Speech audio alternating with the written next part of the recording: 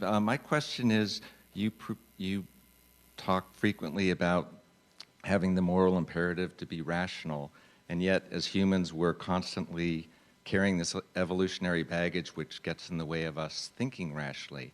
Are there any tools or behaviors you embrace to facilitate your rational thinking? The answer is of course. I hardly do anything else.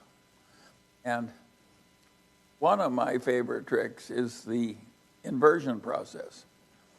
And I'll give you an example. When I was a meteorologist in World War II, they told me how to draw weather maps and predict the weather. But what I was actually doing is clearing pilots to take flights. And I just reversed the problem. I inverted. I said, suppose I wanted to kill a lot of pilots. What would be the easy way to do it? And I soon concluded that the only easy way to do it would be to get the planes into icing the planes couldn't handle, or to get the pilot into a place where he'd run out of fuel before he could safely land. So I made up my mind I was going to stay miles away from killing pilots by either icing or getting them into sucked-in conditions when they couldn't land. I think that helped me be a better meteorologist in World War II. I just reversed the problem.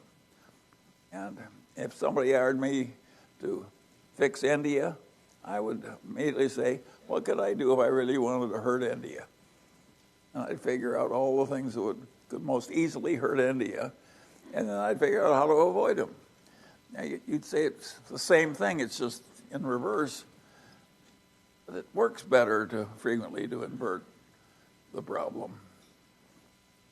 If you're a meteorologist, it really helps if you really know how to avoid something, which is the only thing that's going to kill your pilots. You can help India best if you understand what will really hurt India the easiest and worst. Algebra works the same way. Every great algebraist inverts all the time because the problems are solved easier. Human beings should do the same thing in the ordinary walks of life. Just constantly avert. You don't think of what you want, you think what you want to avoid. Or when you're thinking what you want to avoid, you also think about what you want. And you just go back and forth all the time.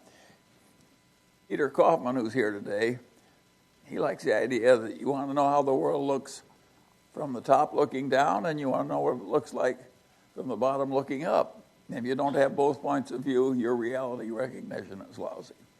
Well, Peter's right. And inversion is the same thing. Just such a simple trick to think, how does this look from the people above me? How does it look from the people beneath me? How can I hurt these people I'm trying to help?